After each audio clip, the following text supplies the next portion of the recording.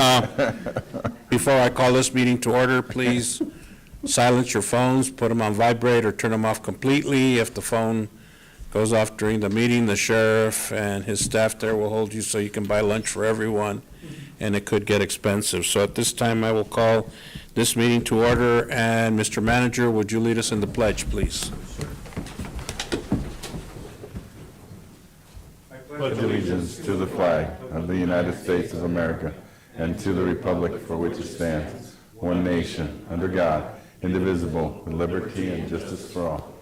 Thank you, Jesus. Next item is the adoption of the agenda. Is everything good to go, Mr. Manager? Mr. Chair, no changes to the agenda. Great. Chair will entertain a motion to adopt the agenda as posted and allow Chair to deviate as necessary. So moved. Second. Any discussion? Hearing none, all in favor signify by saying aye. Aye. Motion carries unanimously, and our agenda is adopted. Call to the public, Sheriff Hathaway. Do you have any other slips there, Alma? No. Okay. Morning, Sheriff. Good morning, Morning, Chairman Sheriff. and Supervisors. I'm not speaking today as a county official, but in my personal capacity as a landowner in Rio Rico. I noticed that one of the agenda items is an executive session on, I don't know how to pronounce. Vitari lots. Vitari? Batari, okay, about those lots. And as a resident of Rio Rico, I have been trying to purchase one of those lots next to my house for 11 years, just as a privacy buffer, as a nature buffer. And it's just been near impossible, and I hope the county resolves this. Initially, I tried to contact the, I can't remember who said, Bater company to buy it directly from them, no response. Then I tried to pay the back taxes on it, wasn't allowed to do that. Then the county took over the lots, and I send an email every single year to the county attorney's office asking about the status of these lots. And most of them are unbuildable lots. They were kind of what you could call waste lots that would never pass a perk test, a percolation test, steep lots that were never able to be sold initially. But there's a lot of people like me that would like to buy the lots around their property just as a nature buffer and a privacy buffer. So all I'm really doing is rooting for a solution in this executive session. What I think needs to be done is, first of all, abate the taxes, because some of these lots are worth maybe $2,000, $1,500, but there's $20,000 of accrued taxes since they weren't paid by the Bater company. So to make it viable for anybody to purchase, you need to abate the taxes on those so that the taxes can start accruing all over again, and then you could actually get some tax income coming in for those lots if they're purchased. Next thing, I think it would be useful to remove the deed restrictions, even though most of these lots wouldn't pass a percolation test, they're high, and they wouldn't be buildable anyway, but we would just like it for a nature buffer and a privacy buffer, and then the county would benefit from getting some taxes after that. So that's pretty much all I have to say Great. about that. Is I hope there's a resolution, and I hope these come up for auction eventually. I don't know how the county would decide to dispose of them, but the county's been sitting on these lots for a number of years now. And my only option has been to send an email every year to the county attorney's office asking, is this issue close to being resolved? Because I know myself and other people would buy those lots mainly for a nature buffer around our lots. So that's it. Thank you. And Sheriff, you can't take your sheriff away. You're always going to be the sheriff, whether you say yourself or not, so. Anyway, thanks. Anyone else in the room under call to the public? If not, anyone on Zoom World wishing to address the board, raise your hand. Okay, I don't see anyone. Do you have anyone there, Emmanuel? No, sir. Okay, then we'll move on to current events. Board of Supervisors, Vice Chairman Brecker. Thank you very much. Holy smokes. You Can hear you. They can finally hear me out there? Yeah. Attended a Board of Counties meeting 2 weeks ago. It was more of a farewell meeting for Ann English. She's a supervisor in Cochise has served on the Board of County Coalition since we founded it 8 years ago. Got an update from the new person who's running the asylum program for Pima County, Steve Kosajic. He left the Tucson City Council, went to work for Pima County, and now is running this program for them. Also, we took a trip, the board took a trip to DC. There's a couple projects that really need the attention of the legislators. The wastewater treatment plant in Rio Rico needs a new bioreactor. They're at 75% of their lifespan, so they need the new bioreactor so that they can start taking the other three out of service and rebuild them. So that's about a $25 to $29 million project. Juan Ciscomani and Greg Stanton have introduced a HIRE Act. It's customs incentive pay for the state of Arizona and also a port staffing model. So we're advocating for that to get through. And of course, we're always challenged with the Ruby Road, Rio Rico Drive, and the East Frontage Road, and trying to find the $60+ million that those upgrades are going to take. So we had a one-on-one meeting with Mark Kelly. We also had a one-on-one meeting with Juan Ciscomani, but we met with staff from Kirsten Sinema's office, Raul Grijalva's office, and Greg Stanton's office. And Mr. Chairman, that's what I have to report. Thank you, Vice Chairman. Supervisor Bolero. Mr. Chair, good morning. Morning. It's a busy couple of weeks. I want to first and foremost thank Superintendent of Schools, Alfredo, I believe he's here, for the invitation to judge at our county fair. We judged our kids' projects from throughout the county, amazing projects. It's always a thrill to judge at that event. Thank you. Secondly, I attended the M&M Orchard, Family Orchard Farmers Market, and that's headed by Maritza and Malik, I believe. And it's a wonderful event that's being held on a monthly or quarterly basis, and basically it's a petting zoo. They also have they partnered with the University of Arizona, Dr. Rodolfo Martinez, and they're going to start planting agave and other plants, and it's just good to see how that particular program is evolving, and it's educational for our kids, so it's a wonderful event.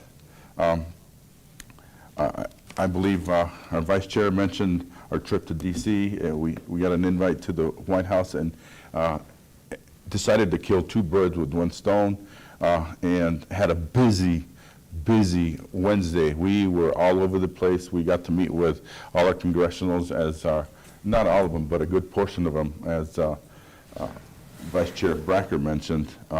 And I want to apologize for moving our meeting.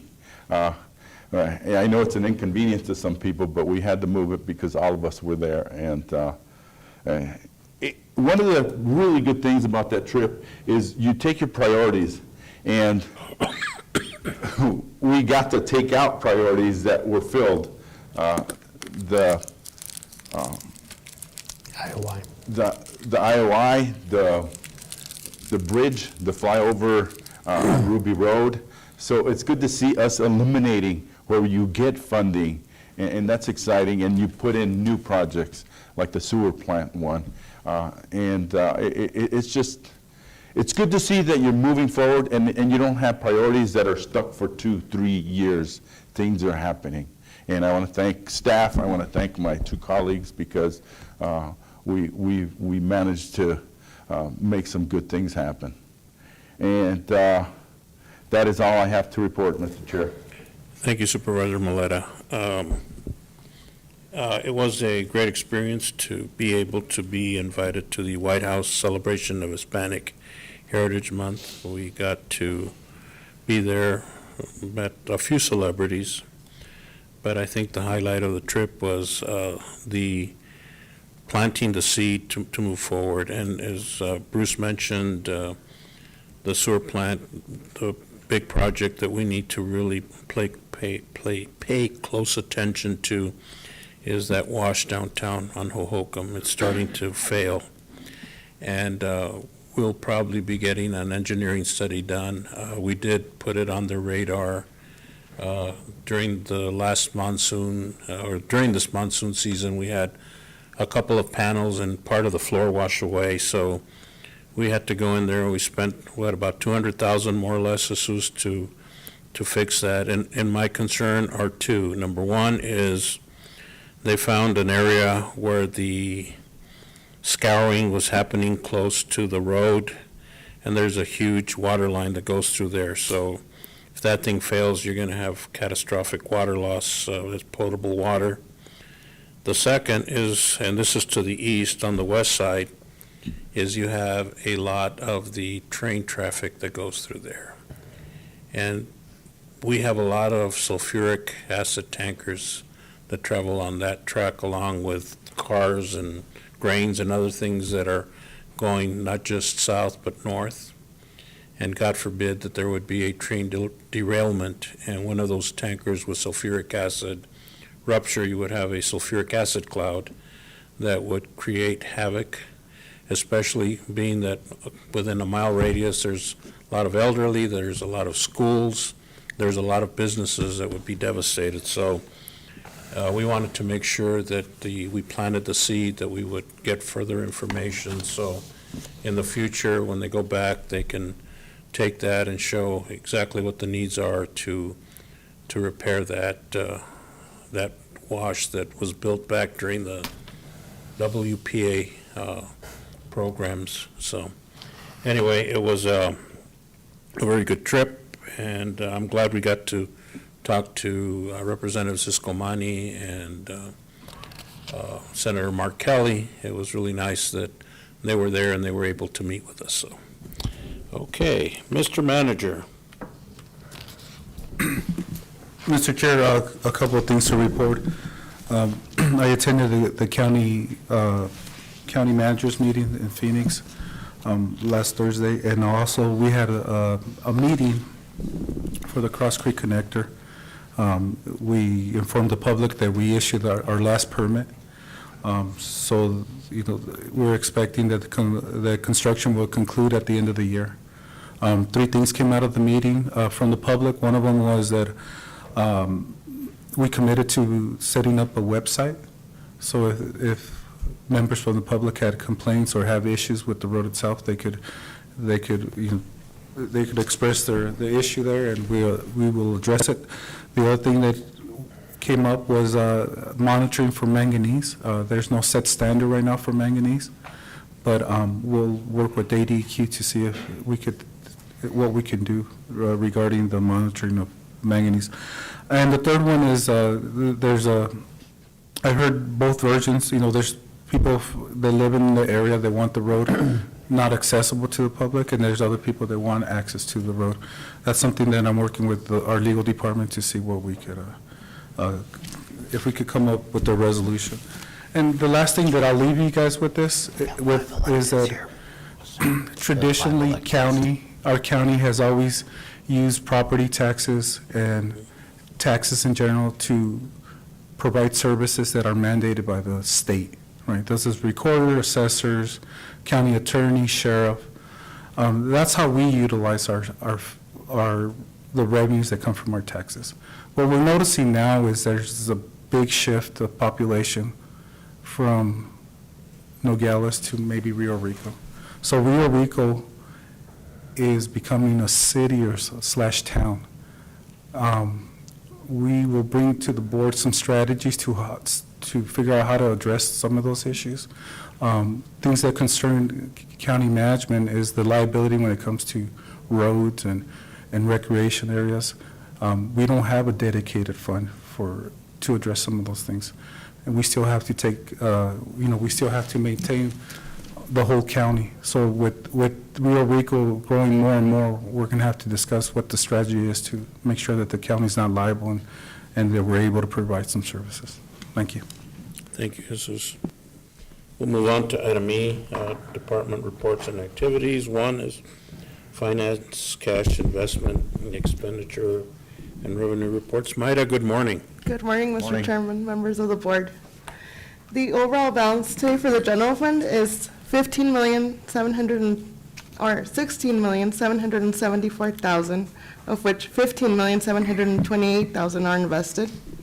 The overall for the road fund is 4,974,000, of which 7,754 are invested. The overall for the flood control is 1,991,000, of which 293,000 are invested. The overall for the jail district is 3,198,000, of which 5,423,000, of which 3,198,000 are invested. And the overall balance for all funds is 61,283,000, of which 21,241,000 are invested, for an overall decrease from this time last year of 1,056,933, and an end-of-month balance of 10,878,500. Do you have any questions? Any questions, gentlemen? No questions. No. Thank you, Maida. Thank you. Item 2, department updates. Any department wish to give an update to the board?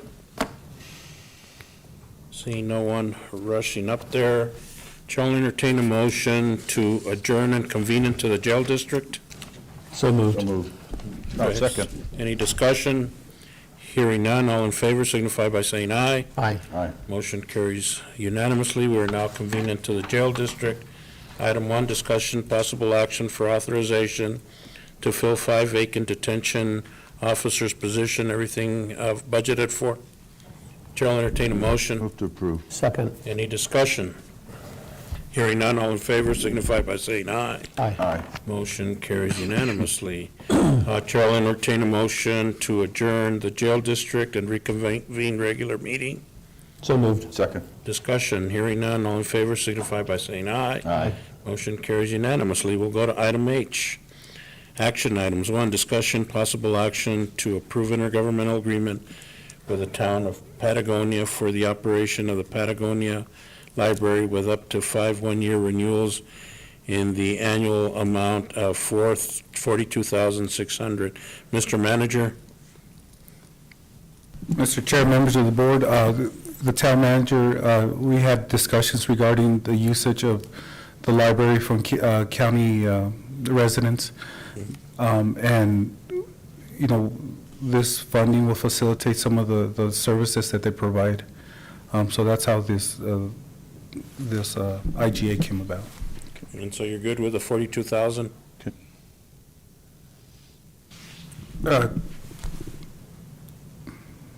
I'm good with no money. Can we cut that to 25,000 and, if it's okay, and evaluate it? What's your recommendation? My recommendation, just given the nature of our finances right now, is if you guys want to do 25,000, I'm okay with that. That would be my recommendation. Chair will entertain a motion then for 25. Is that a motion? Yes, sir. Do I hear a second? I'll go ahead and second that. Discussion. Mr. Barker? Yeah, we've been working with the Patagonia. They've been setting their budget for their library. There's members of the community that are using that, not just from Patagonia, but from throughout the community. They use that library. It's one of the better libraries in the system.